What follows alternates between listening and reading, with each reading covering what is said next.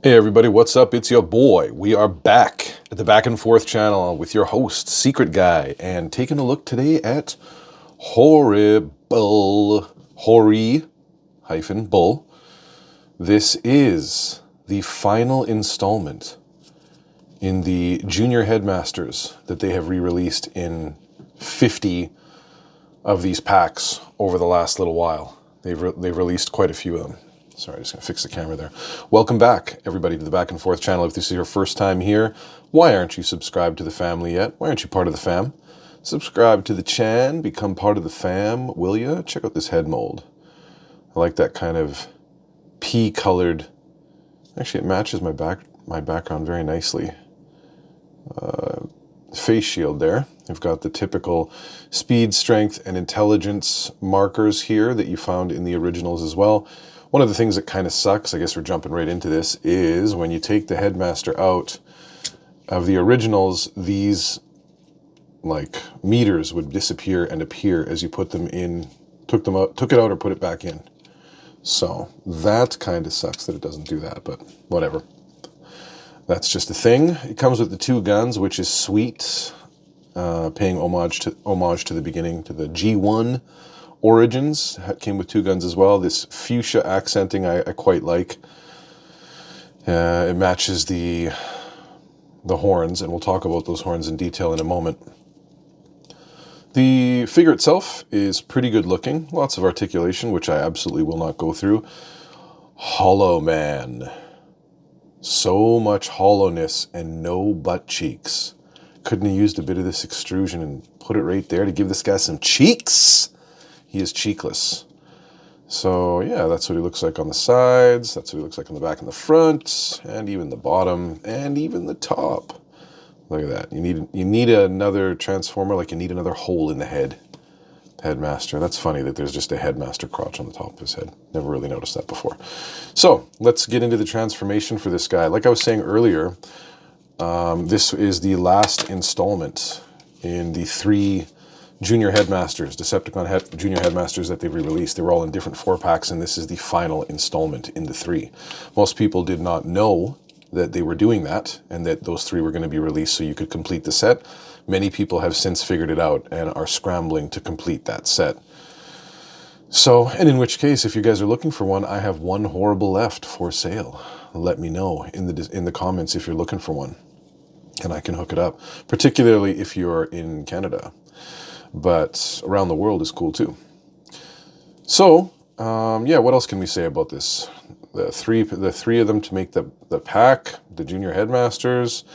That's about all I can say about this. So let's get into the transformation. Let's do it. Let's go. First thing we want to do is take out this headmaster, which we're also going to take a look at. Let's stop for a moment and take a look at the headmaster.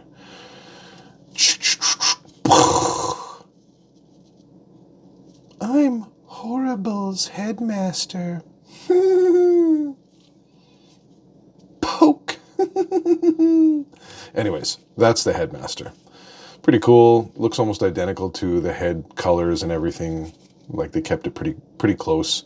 Looks very much like a mini version of this guy, this headless guy. So I'll put that there.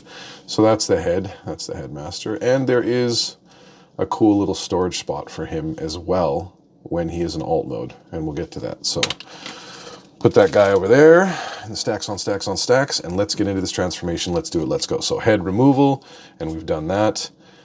And next we want to bring these arms up so that you can... Now, it's of note that these claws, there's a little lip right here on the fist, and when you open them, you can bring this down to lock the fist in place so it won't just swing out.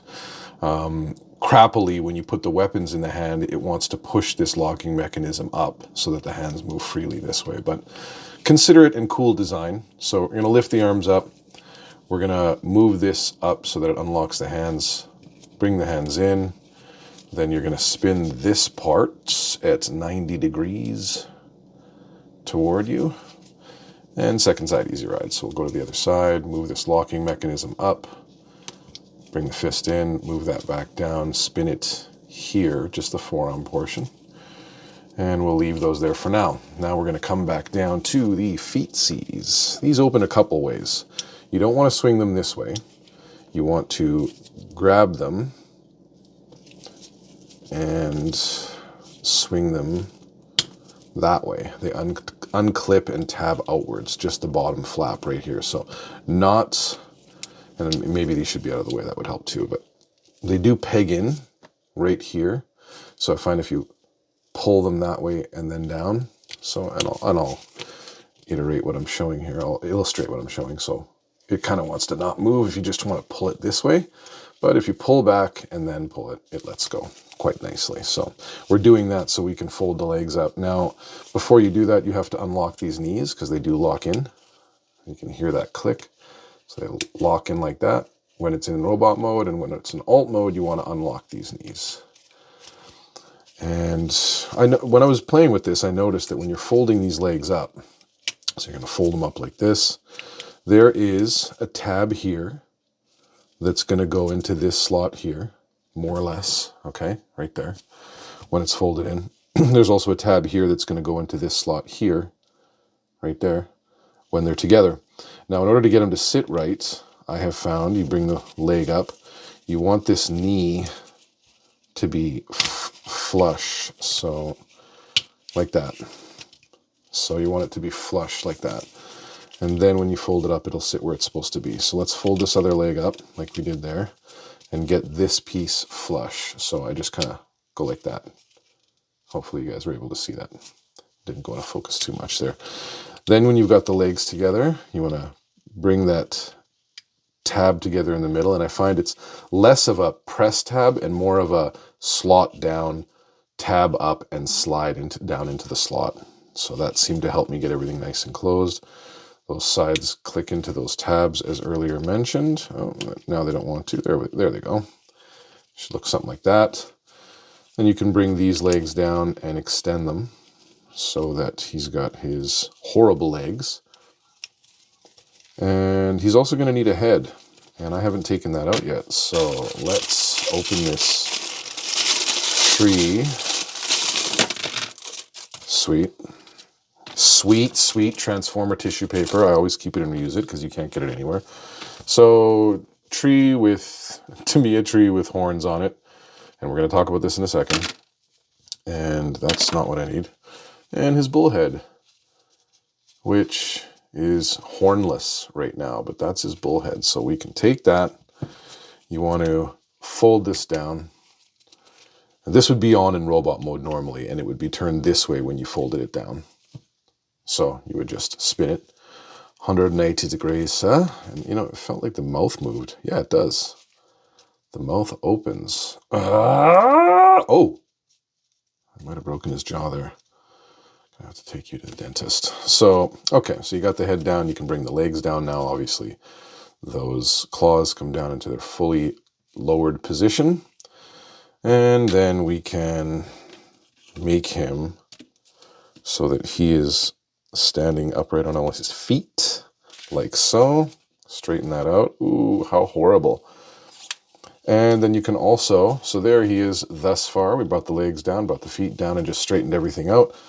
Now this tail section has these two tabs right here, and they're kind of sliders that, same thing, slide down into this locking place right there. So starting from the top and sliding down until it's in position. And there's his dual stinger / tail. Now, we're going to get to the horns.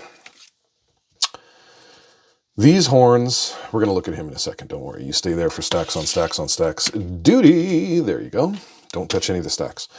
So here's his horns, and they come on this part tree. And the part tree, the whole thing is painted. And that sucks because no matter what you do, when you separate this part from these little ends from the tree, because the whole thing's painted, underneath between this plastic point and the horn, there will be an unpainted little, you know, kind of black oval, ugly oval, and one there, one there, one there, and one there. Yes, you can absolutely sand them and paint them to fix it, but it is ugly and quite frankly horrible. So I'm actually not going to take these off right now. It's going to look like that inside there. I'm not going to take these off right now because I don't feel like it. I don't want to see that terrible sprueness. Now, here he is in his bull mode, sans horns. He's a young bull with no horns yet. And here he is from the front. Here he is from the side. Those back legs. I wish they extended a little bit more, but that's pretty much the full extent. So he's almost always in a crouching position. And then his stegosaurus looking back with that tail, which is super strange. And yeah, there he is. There he is in his horrible mode. And the aforementioned place where you can put the headmaster, there's a little flap in here. You can open it. No way. Horrible. This is crazy. You did this? Little known fact about the character, the character Horrible is a known kleptomaniac. So we're going to deal with that later. Anyways, there's this massive hatch back here, and you can pop your little headmaster in there like so. And you can leave the hatch up so he's driving Horrible, or you can actually put him all the way in, kind of close it up, and now he's hidden. So you can do that if you'd like to. Out he goes. So everything goes back and forth on the back forth channel. Let's go back to whence we came. So first thing we're going to do is we're going to take off this tail by sliding it up, because that's how we got it in. We don't want to break those tabs off. And then we're going to, I guess, leave this head on. You turn it 180 degrees and flip it back up like that. Then you want to come out to these arms. We'll just get them out of the way for now and swing them out. Go down to the legs. Flip those up. Kind of separate these back legs here. And then just unfold them like thusly. And the first thing I like to do is just go to the front, lock those knees into place. That's going to help us as we're going through it. And then these feet panels, we're going to close up like so. And the other one too, second side, easy ride. And these guys are pretty much in the position they need to be as far as the side feet, or the back legs clicked up there. Let's put those knees back in. Then you can see the arms already taking form. You're going to spin this part at 90 degrees. Bring your fists out. Bring your lock down.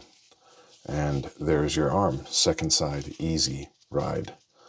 So starting from here, twist this up, lock back, fist out, lock down.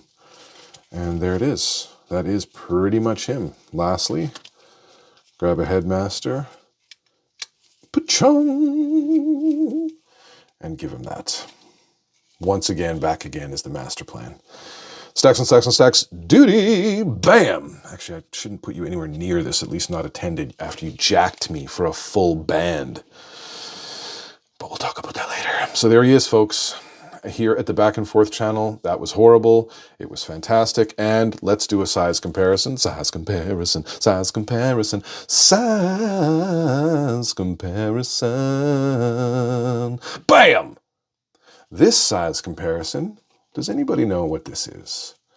One of the coolest ever cassettes released for Soundwave.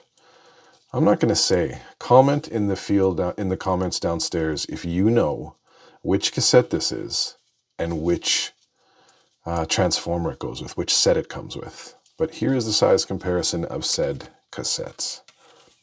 Blam. La, la, la, la, la, la. And that's it.